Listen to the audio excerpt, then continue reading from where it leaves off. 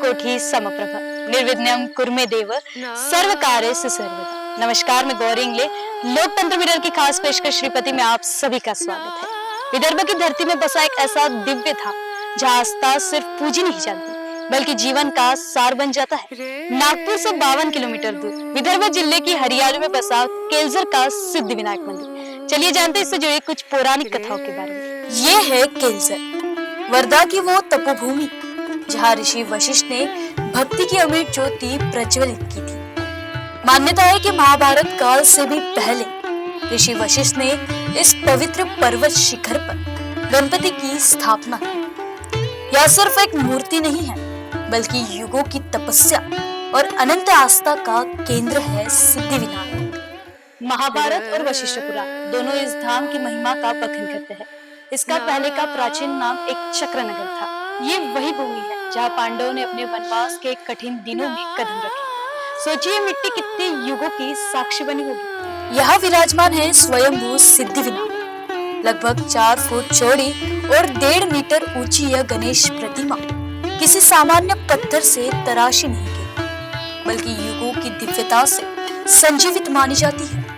कहा जाता है कि यहाँ की पूजा सिर्फ एक अनुष्ठान नहीं बल्कि गणपति बाप्पा से आत्मिक संवाद है। यहाँ की घंटियों की गूंज में हर दिल को सुकून और हर मन को समाधान मिलता है। विदर्भातील अष्टविनायकापैकी एक हे श्री सिद्धिविनायक गणपती देवस्थान केळझर म्हणून नावाजलेलं आहे।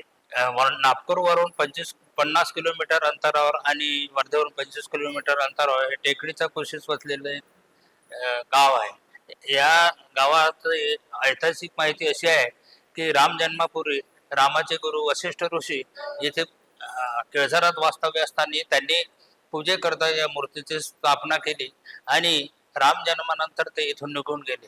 त्यानंतर पांडवकालीन इतिहासामध्ये हे एक चक्रनगरी म्हणून गाव होतं। या एक चक्रनगरीमध्ये पांडव वनवासात असताना इथे आले आणि त्यांनी बकासूर नावाच्या राक्षसाचा वध केला। ते ठिकाण आग्नेयेला वर्धा नागपूर रोडवर आहे। कोल्हापूरवरून जेव्हा भोसले राजे इथे आले त्यांचा इथे तळ होता म्हणजे मुक्काम होता येथे असे देखील आहे। दरवर्षी चतुर्थीला किंवा दर महिन्याच्या चतुर्थीला आणि इतरत्रही दिवशी लोक येतात आणि आपली नवस पूर्ण करतात। जे जे मागितले लोकांनी ते त्यांची इच्छा पूर्ण करतात। असा हा नवसान पावणारा गणपती आहे। गणेश चतुर्थीच्या दिवशी इथे बंदोबस्त राहतो, पोलीस वगैरे राहतात आणि आमचे स्वयंसेवक देखील राहतात। पौष महिन्यामध्ये चांगली त्यांची यात्रा भरत असते। 2 दिवसाची यात्रा राहते इथे पौष महिन्याला आणि तसं माघवत्या चतुर्थीला देखील इथे उत्साह साजरा केला जातो आणि पंचमीला लक्ष्मीचा उत्सव म्हणून तो देखील 10 दिवस इथे चालतो उत्सव। 10,000च्या वर लोक येतात म्हणजे चतुर्थीला। बाकी असं वर्षभरात तरी 5-7 लाख लोक येत असतात। अगर इतिहास की गहराइयों में जाए तो केलझर गणपति सिर्फ धार्मिक दृष्टि से नहीं बल्कि राजनीतिक दृष्टि से भी महत्वपूर्ण रहा है। वाकाटक वंश का गढ़ राजा प्रवरसेन का मुख्यालय और यहीं से शुरू हुआ था बकासुर युद्ध का पौराणिक कथा। इस मंदिर का ऐसा इतिहास है कि महाभारत के प्रमाण से पांडव लोगों का जब अज्ञातवास था तो यहाँ पर आए थे। उस समय इस नगर का नाम एक चक्र नगर था और यहाँ पर बकासुर नाम का एक राक्षस रहता था। भीम ने उस राक्षस को मारा था और इस गणपति की पूजा की थी। और रामायण के प्रमाण से भगवान राम के गुरु वशिष्ठ थे, उन्होंने अपनी पूजा के लिए इस मूर्ति की स्थापना किया है और इसकी पूजा की है। दाहिने तरफ सूंड वाला है इसलिए इसको सिद्धि विनायक बोलते हैं। यहाँ पर लोग नवस करते हैं और यहाँ पर लोगों की मनोकामना पूर्ण होती हैं। इसके बाद लोग यहाँ नवस फेरते हैं। साल में यहाँ पर 4 कार्यक्रम मंदिर के होते हैं। एक गणपति बैठता है उस समय होता है। इसके बाद जो है काकड़ा आरती का कार्यक्रम होता है कार्तिक महीने में। पौष संकष्टी यात्रा होती है 2 दिन की।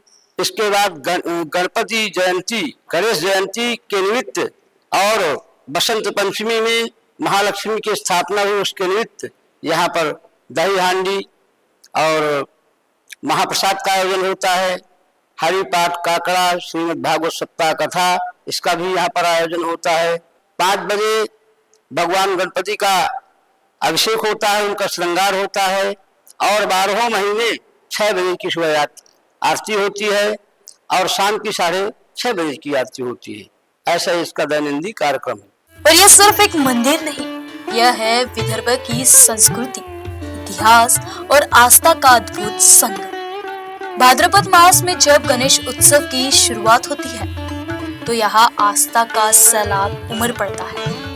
नवरात्रि, कार्तिक उत्सव और साल भर में होने वाले धार्मिक कार्यक्रम इस धाम की पावनता को और भी गहरा करता है। ढोल ताशों की थाप, मंत्रोच्चार की गूंज और भक्तों की श्रद्धा से पर्वत धाम एक बार फिर से जीवित हो जाता है।